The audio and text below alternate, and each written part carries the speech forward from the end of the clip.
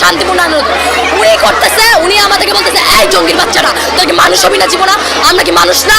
আমরা কি উনি একা মানুষ হয়েছে? উনি কি লেখাপড়া করে শিক্ষিত হয়ে গেছে? তারপরে উনি আমাদের টপ উঠায় মারছে, আমার 2 জায়গায় পিঠে হার্ট করছে। আমি বলছি স্যার এটা যদি আপনার সন্তানের সাথে হইতো তাহলে আপনি মেনে নিতে পারতেন, আমার সন্তান এমন না। উনি বলে মাইক টেনে নিয়ে মাইক পুরো ঘুরা ঘুরা করে বসছে। ওনাকে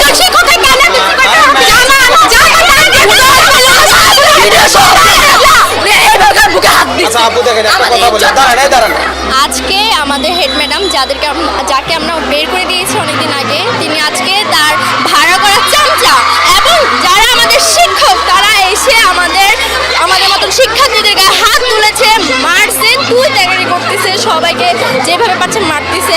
আমাকে মারছে, আমাদের ফ্রেন্ডে মারছে, আবার